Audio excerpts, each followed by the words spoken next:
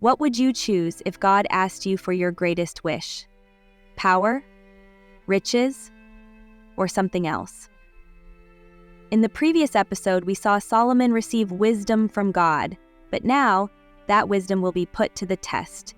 This episode takes you to one of Solomon's most famous judgments, a story of two mothers, one child, and the truth revealed. Stay tuned to witness Solomon's wisdom in action. I am Solomon, king of Israel, chosen by the Almighty to rule over his people with the gift of wisdom. But wisdom is not a jewel to be admired, nor a treasure to be locked away. It is a tool, forged by fire and sharpened by the trials of life.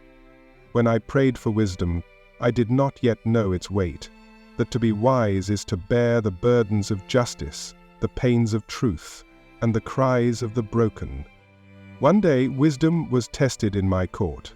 The sun poured through the palace windows, its golden light dancing across the marble floor, but the air carried a strange tension.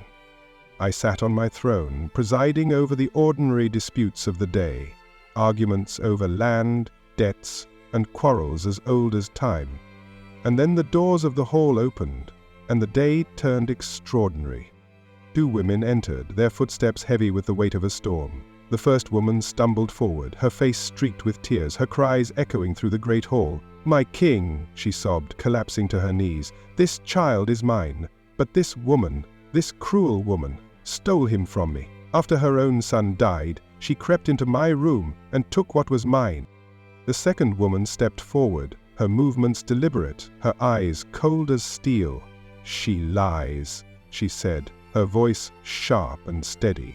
"This child is my son. She cannot accept her loss, so she tries to take what belongs to me." Their words struck the air like blows in battle, and my court fell silent. Two mothers, one child, and a truth obscured by grief and rage, all eyes turned to me. What would I do? What could I do? This was a test not just of wisdom, but of the heart. The court was restless that morning.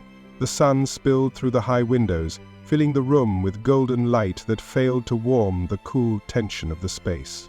It was the kind of day when even the air seemed impatient, stirring uneasily between the columns and whispering through the robes of my advisors. I sat on the throne, hands clasped, listening to disputes that were as dry as the dust of the roads outside. And then they came.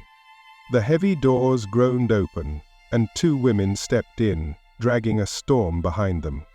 One stumbled forward, her face streaked with tears, her hair wild as if the wind had never left her alone. Her sobs filled the room, raw and choking, the kind of sound that makes even the strongest hearts falter. Behind her came the other, sharp and upright, her steps precise, her gaze hard as iron. Between them was a child, a boy, no more than a year old. He was silent, his small hands gripping the air as though he could feel the weight of the fight that surrounded him. The first woman fell to her knees before me. "My king," she cried, her voice cracked and splintered. "This child is mine. I carried him in my body. I gave him life. But this woman, this cruel, deceitful woman, stole him from me in the dead of night. Her own son died, and in her grief she took what was not hers. She placed her dead child in my bed and took my living son for herself." The other woman stepped forward, her voice smooth but sharp, like a blade hidden in silk. "My lord, this woman is mad with grief. The living child is mine. She lost her own son and now seeks to take what is rightfully mine. Do not let her lies sway you." I leaned back in my chair, studying them both. The first woman's eyes were swollen, her hands trembling as she reached for something invisible. A child, a truth, perhaps hope itself. The second stood firm, her face calm, her eyes bright with a kind of hardness that would not bend. The room held its breath, every eye fixed on me. Even the child was quiet, as though he too waited for what would come next. I sat silently for a moment, the weight of the decision pressing on me like the crown I wore. Two women, two stories, one child.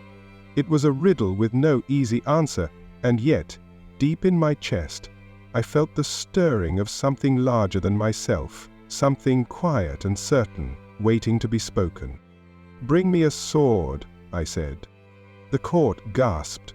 Whispers rippled through the hall like wind over water. My advisors exchanged uneasy glances, their faces pale with confusion. But I did not waver. Soon a guard approached, a sword gleaming in his hands, the steel catching the sunlight like fire. I stood, the sword before me, and spoke in a voice that carried to every corner of the room. "Since both of you claim this child as your own, and no proof can settle this matter, we shall divide him. Cut the child in two. Each of you will receive half." The murmurs turned to cries of shock. The first woman fell to the floor, a sound of pure anguish tearing from her throat. She crawled toward me, her hands reaching out in desperation. "No!" she screamed. "Do not harm him, I beg you. Let her take him. Let her have him. Only let him live." The second woman remained standing, her arms crossed, her expression unflinching. "Yes," she said coldly. "Divide him. If I cannot have him, then neither shall she." And there it was, the truth, sharp and clear, like the edge of the sword itself.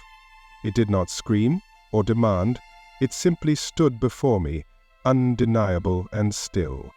I lowered the sword. "Do not harm the child," I commanded. My voice softened as I turned to the first woman, the one who had begged, the one whose love had outweighed her pain. "She is the true mother. Give the child to her." The room erupted. Some gasped, others murmured in awe, and a few clapped their hands together in wonder.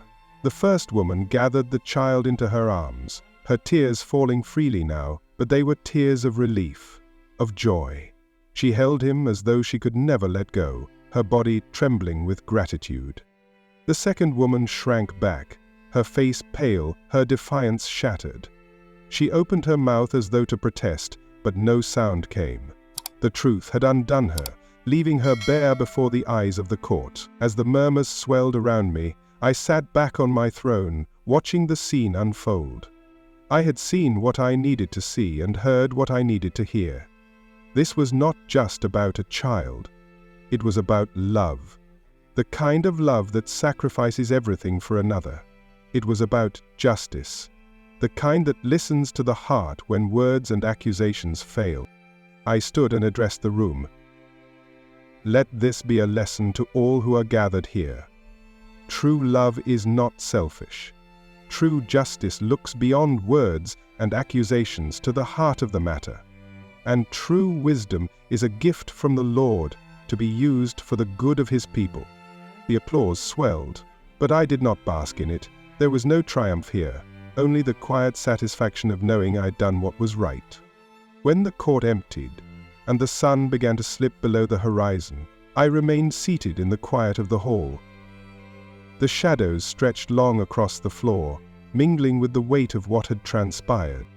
I thought of the first woman, her love so fierce it had broken her open, and the second, whose grief had turned her into someone even she might not have recognized. I thought of the child, his small body caught in the storm of their lives, and how close he had come to being lost. "Justice is not clean," I murmured to myself. "It is not neat or simple, but it is what I asked for. It is what God gave me, and as long as I sit on this throne, I will bear it." The hall grew darker, the last light fading into the corners. I rose slowly, the weight of wisdom pressing on me like the crown I wore. For wisdom, I knew, was not the absence of struggle, but the ability to see clearly through it, to find the truth, to do what must be done, even when the path is hard. And so I left the hall, the echo of my footsteps lost in the growing night. The story of the two mothers was more than just a test of my wisdom. It was a lesson in the power of love and the weight of justice. The decision I made that day was not born from cleverness, but from understanding the truth that lies within the human heart. It's a matter of courage, and of trust, and of compassion. The true mother's love for her child burned brighter than her desire to win. She was willing to sacrifice her own happiness for his life, and in her selflessness, the truth revealed itself. It was not the sword that divided them, but love that brought clarity.